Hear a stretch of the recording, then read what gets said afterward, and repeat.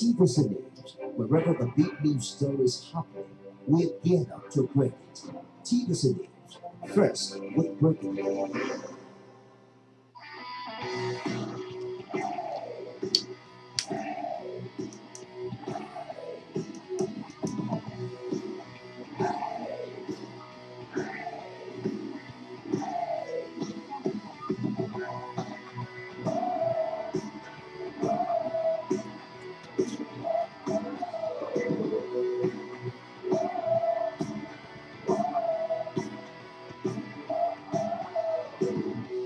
You're welcome to the Pioneer STEM Show. Last week we told you that we'll be right back, and here we are. My name is Choma Omolaye. So my name is Bumi Balogo.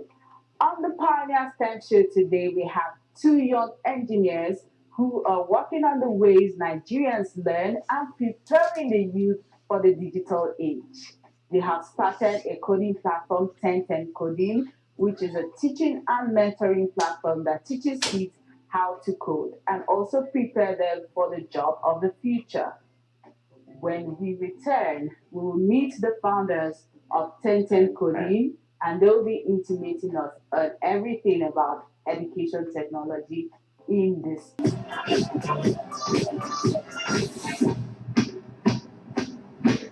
One, make you look like the sun. Two, make it all about you. Three, make it all about me. Four, yeah, I think I like that more.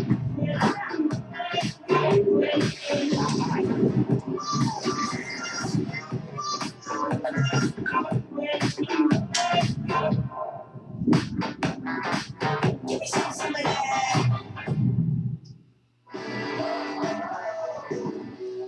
Welcome back to the Pioneer STEM Show. And like we said to you, we have two young engineers all the way from the United States of America, Vikrant and Azeezat. But before we delve into the interview session with them, we have good news. They're going to be dropping something on this show to your own benefit, so make sure you watch the entire episode.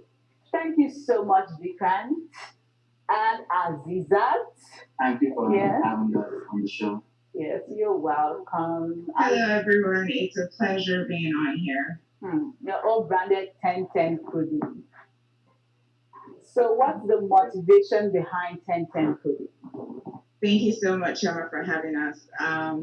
So the motivation behind Temp Coding just stems from Vikrant and I wanting to give back to our community. That's how we started. And we both have worked with kids in the past, and we have a passion for working with kids. So as engineers that have a background with digital tech and coding. So it just felt very apt to try to impart that knowledge into kids. And also, I finished from University of Ibadan, and we did coding while in school, but we never really used to apply it to our everyday projects in school. And then when I came to the United States for my master's, things were so different because coding was like math. Everybody had to know it. We had to use it for most of our projects. So I found out that I had such a hard time adjusting to life and schooling in the US. And I found out that I had to work twice as hard to match up to the level of my fellow classmates. So Vikrant and I came together and we felt if we can actually offer this opportunity for kids to learn at a very young age, then they can actually go out to represent the country in an even playing field with the developing countries and the developed countries out there. Yeah, so that was our motivation behind starting Temp. Thank you so much for that answer. So, let me ask, do you think that there are enough tech jobs for all of us? I mean, if we all go learn in tech, are there enough tech jobs, whether globally or nationally, for everyone? Chioma, there might not be enough tech jobs um, in one particular geographic region. And that's the beauty of globalization. You can sit anywhere in the world. You can sit in Nigeria and work for a company in California. So there might not be enough jobs in Abuja, but there might be enough jobs in Lagos, so there might be enough jobs in the UK. And that is where the tech sector and the globalization that comes with tech sector comes into play. Thank you so much. So, you, both of you, Vikrant, you and Azeezat, you are in the US. We are here, and you're tutoring us, which is good. So, how did you notice this gap? Azizat, how did you? Okay, Azizat went to a school here in country, anyways. So, but let me still ask the obvious.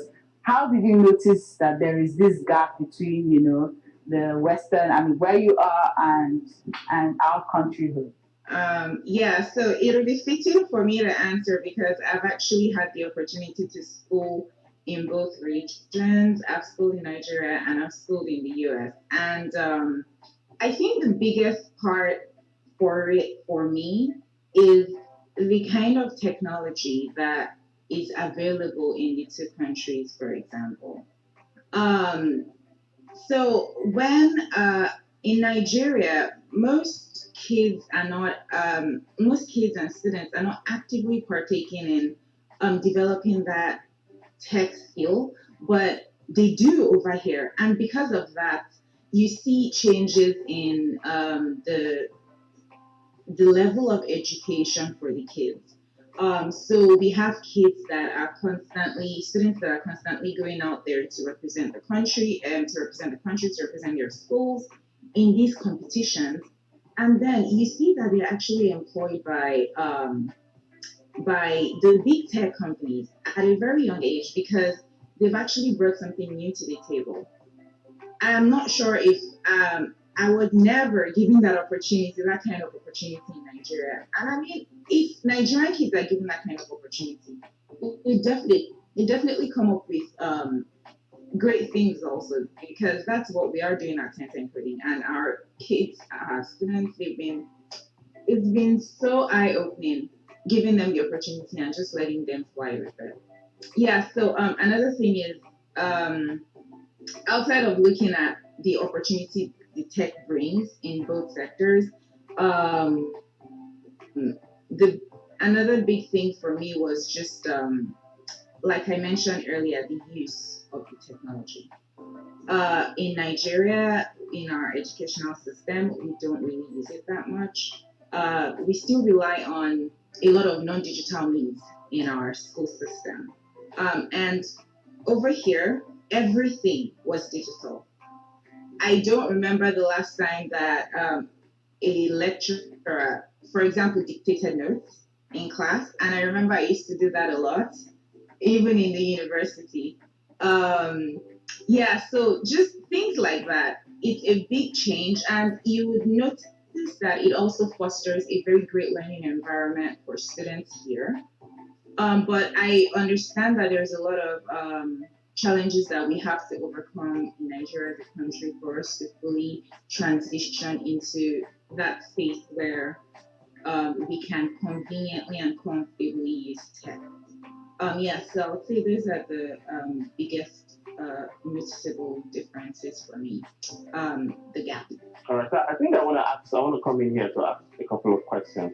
One of it is we're talking a lot about programming, a lot about engineering, software development.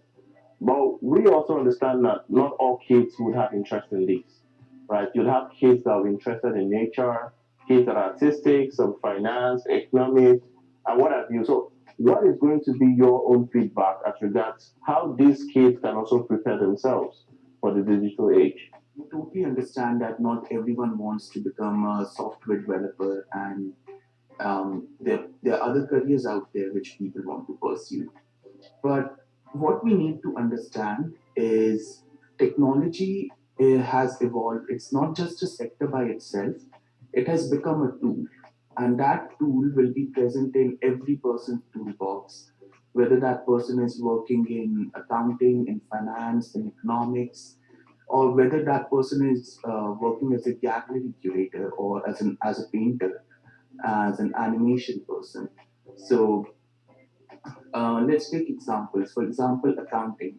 There's so many tasks which are currently done manually in the accounting workflows, and those tasks can be made more accurate, more reliable, and can be done faster if we utilize robotic process automation, and which is basically programming. Similarly, finance.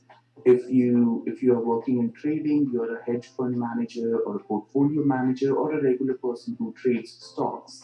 You need to look at trends, price trends on how the companies react, how the stock prices go up, what are the parameters affecting different things. And if you sit down and try to understand all these things manually and correlate the data, it will be too late before you could make the decision. The company's stock price would have increased 100 times or it may have dropped 50 times. So this is again where programming comes in. You can develop algorithms and softwares to correlate all that data and help you make data-driven decisions. Similarly, for students interested in art, I'll share a personal experience. We attended an exhibition by it was an art show by for Van Gogh paintings. And when we hear Van Gogh, we think about a big old Paris style museum with heavy oil paintings. But that is not true anymore. Now all those exhibitions and art shows, they are basically live shows. They have become interactive art. And the reason the art has become interactive is because of the powerful computers and the technology that we have. So there is more that goes into it, and especially at Tension Coding, we understand. So we have developed our courses around it. We focus on programming, animation, we focus on website development and data analytics using Microsoft Excel. Similarly, a very dear friend of mine, she's an architect, and 10 years ago, if you were an architect and you go for an interview or to someone, you would take those huge printouts rolled up and you will present them in the meeting. But all you do now is you just take your iPad or your laptop to the meeting and you just open the website to display your portfolio. So what we are saying is it doesn't matter what career you choose, uh, getting into technology, programming, and getting these skill sets, it opens up a whole plethora of career options. There's so many things you can do. The point is still a lot of doctors out there are looking to actually expand their toolkit also, like Vikrant said. So I had medical doctors and lawyers taking coding classes because they wanted to apply it to biotech, for example. We have these core engineers that build these tools that require coding and technology, but they still need the knowledge of a doctor that actually knows what these tools are built for. So, and then they need to speak a common language. So, jobs these days require that you have that, no matter the small level of understanding of digital technology. And we find that across all boards, including lawyers also, when we start talking IP and people registering their patents, for example. Yeah, so I mean, it's just a very huge field and there's no restrictions. Well, thank you so much. You are still watching the Pioneer STEM show, and we still have the founders of 1010 Coding with us. Such an insightful moment. Don't forget to join all of our social media handles at the Pioneer STEM show on LinkedIn, Facebook, and Instagram. We'll be right back after this short break. The Pioneer STEM Show. For advert and sponsorship, please contact the following numbers: 0816 7127850 or 0802 093 2792 or 0813 855 8745. You're welcome back to the Pioneer STEM Show. If you're just joining us, I think you've missed quite a bit, but then it's not too late to join. We still have some amazing engineers here from the US, two of them that have built a platform called 1010 Coding, and they've been talking to us so far on 1010 Coding. But we still have some questions for them. So I want you to listen. So this question I want to ask, right? It might shake you up a bit, but I want to apologize before I ask the question. The name 1010, and I think I want to target this question to Vikrant. Have you ever heard of the game, 1010 game that Nigerian kids play? Have you ever heard of that game? I haven't, so maybe Aziza can help me. So if it was Aziza that came up with that name, I'm sure she played 1010 when she was in, in Nigeria. So how come the name? Yes. So we wanted something that was going to be related to coding. So there are three ideas behind the name 1010 coding. The first thing is that coding is always 10 out of 10. It delivers the best every time. Then the second is that 1010 is a binary code, and our computers work with binary code.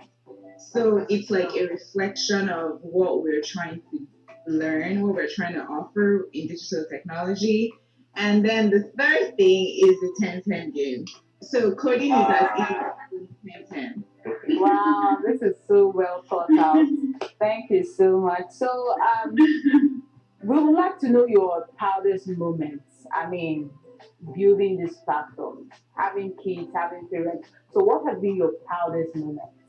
I would say our proudest moment while working at Tent and Coding is when parents send us videos and clips of their children.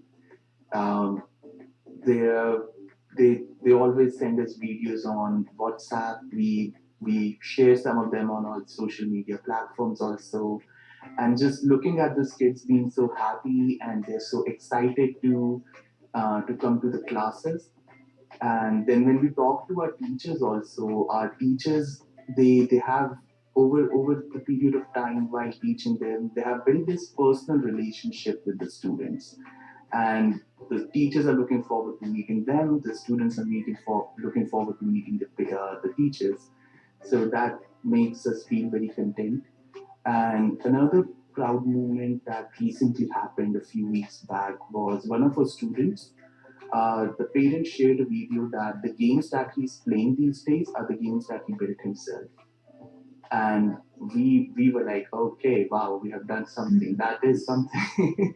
I was just playing games that we buy from the market, but this kid, he developed the game himself and he's playing that game now.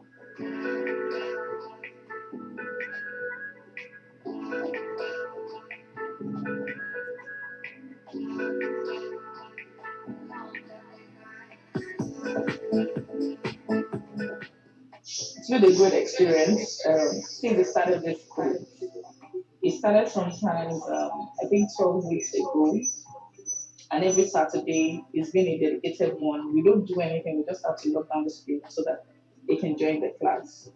Um, he's learned a lot because every time he enters the class, he has to tell us what he has learned, he has to share knowledge, and he likes to do that a lot.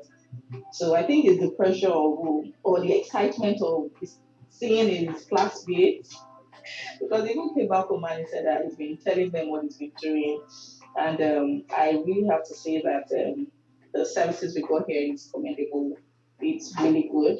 I would refer other people if I need to, because it's quite impressive. Thank you to you people. You're always supporting Derek, and you always ensure that his progress is in tune with the school's value and what you believe in. Thank you, everyone.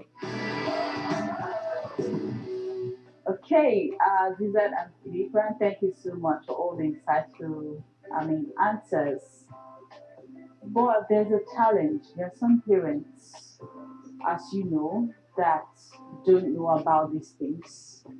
They don't know, they don't care to even know, and they also do not care for their children to know.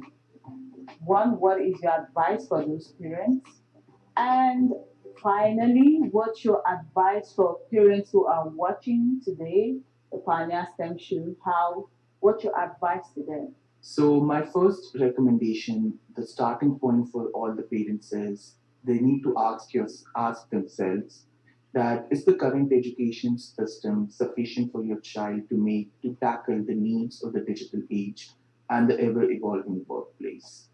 So first thing that we can do is we need to be stay informed about what's happening in the world, what are the opportunities available out there, what are the different career paths available in the future, how my child can pursue those career paths. And before that, even when you're in junior secondary or senior secondary, questions like how do I decide between science, commercial, and art class? Is my Mhm. child cut out for the science class or not? And is it just doctor or engineer? Are there other options, career options available for my child or not? And how do we go about those career options? Luckily, we have done some of those homework for our audience today. So if you go to tentencoding.com and you go to our blog, it's under the news section right now. You will find all this information about different career paths. You will see interviews with other accomplished Nigerians and how to pursue similar careers. What are the different questions that come to parents' mind and children's mind, and a lot of such information. My second advice for parents would be to seek a project based pedagogy and not lecture style cramming. Our regular school, our regular education system, we go to the school, our teacher teaches, she comes, writes on the board, gives a lecture, we all go home, life is good. A week before the exam, we start cramming up and we go write it down in the exams, and we are done, we get our A, we move on. That is not a sustainable way of learning. You might forget a few months from after your exam what you ever learned. So seek trainings and seek courses which are based on projects, in which during the course you're working towards building something tangible, so you can present it to the world. And when you do things with your own hands, when you build something with your own hands, that gets registered in your mind forever compared to what you have just read in the book and crammed and wrote it in the exam. So, Absolutely. and also each student has its own learning style, and find teachers and find environments which can adapt to your child's learning style. And that is one of the things we proud ourselves at Temp Coding, that we understand each person's learning style and adapt our courses according to it. So seek trainings of those nature. And similarly, if your child is more introverted, you might go for one-on-one training. And if your child is more social, he might learn better in a group. Then third thing I would say is, like we said, every child has its own learning style. So every child also learns things at different paces. Some people learn things very fast. Some people learn things slowly. So understand where your child currently is and go rise above from that level. So build the foundation first and then become an advanced learner of that subject. A very good example of this is, like, these days everyone wants to use buzzwords. Everyone wants machine learning, artificial intelligence, robotics. These are the new buzzwords. These things make you sound sexy, and it's like you're doing something great. Oh, I'll send a man to the moon kind of things. But that is not true. Before you get into all those things, you need to really work on your foundation. Does your child understand what variables are, what loops are, what is an array, when to use an object oriented programming approach, and when to use other approaches, conditional approaches, and things like that? So, focus on building those foundations first. Once you have built those foundations, the whole world is your playground. If you want to do machine learning, first learn what statistics is. If you want to get into artificial intelligence, first try to build a simple program and then advance to um, these other high level subjects. Thank you so much, Vikrant. Okay, you have, And my okay. final recommendation for all parents, sorry, Chiruma, my final recommendation is don't wait around. Don't think that there is a lot of time. Now is the time to start. The technology, the world is changing faster than we realize. Every 5 years, the technology changes. So start now and get ahead of the learning curve. Start now and get ahead of the learning curve. Thank you so much, Vikrant and Azeezat. And this is the time where we roll the drums. And so, 1010 Coding has something for you, our audience. And I'll have you hear it from the horse's mouth. So, what is it, Vikrant and Aziza, that you have for our audience today? Thank you so much, Sharma, for giving us this opportunity to get the word out there, to be able to reach parents and students alike. So, because we're very passionate about what we do and we want to reduce the barrier of entry for parents and students to actually to enroll and start using these resources we've spoken about throughout. Um, Today, we are going to offer a 50% discount off of the first month of registration on 1010 Coding platform for four of our courses for programming, Wow. our animation, for Excel, and for website development. Um, so if you use the code the STEM show, as shown at the bottom of the screen, when you're checking out our courses on our website, you're going to get 50% off your first month. Wow, guys, can you beat that? 50% off the first subscription on 1010 Coding. Thank you so much, Azizat and Vikran. This is huge for us. This is huge for our audience. So please, there is no barrier. Already the costs are so even discounted, and yet you're giving another discount, 50%, on the Pioneer Extension. Thank you so much. It's been great having both of you on the show, and this is about the best parts, guys. So thank you so much, Afizat and Vikrant. So it is at this junction. We hope you enjoyed yourself. I did. I actually did. I want to say thank you so much. Yeah. So it is at this junction that we draw the curtains down and Close the door. see you. I close the door. I close the windows. So we will see you same time next week, same station. Bye for now.